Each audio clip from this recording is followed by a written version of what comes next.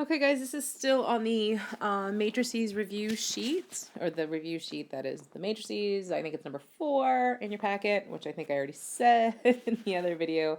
I have 2 problems here. I'm just going to do them both at the same time. This first one is number, I think I want to say 7, and this one is number 12. Okay? All right. So your directions tell you that you have to write your matrix equation, which is the whole AX equals B. And remember, your A matrix is the matrix of your coefficients. Oh, I did not make that big enough. We'll do that in a second. So you're really just going to take your coefficients, 2, 5, negative 3. And in the next line, you have a 5x, but you have to put a 0y. It's kind of like when you do synthetic division, you have to have your placeholders. And so then you get negative 5 for your z, and then you do a negative 5, a positive 5, and a positive 4. That is your A matrix. Remember, coefficients. Then the X matrix is really just X, Y, Z. Because you have X, Y, and Z, you've got 3 variables. That's going to equal, and then your B matrix is just basically these answers here. So you get a negative 13, you get a negative 30, and you get a negative 13 again there.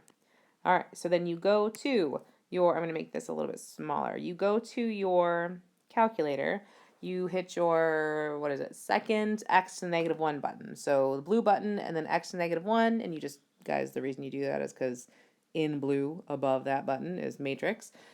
And then you are going to edit. You have to edit your 2 matrices. You need to edit matrix A and matrix B. Remember, this is 3 rows by 3 columns. This is 3 rows by 1 column. And then you're actually, again, you have to do the whole second matrix again, and you're going to choose A. Then you are actually going to hit the x to the negative 1 button, and then you multiply it by B. Now, in this case, you get an error. It's going to tell you, I think it says not invertible. And so ultimately, this is a no solution for this one. Okay? Now, the next one, your matrix, your coefficient matrix looks 2, negative 4, negative 4. We got a negative 1, a negative 3, and a negative 5, a negative 3, a 1, and a 1. Okay, and then of course we got our x, y, z, and that equals a matrix that looks like this: 28, 30, and a negative 2.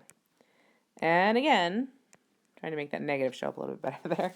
Again, you do the same thing, right? Oops, whoops, whoops, whoops, sorry.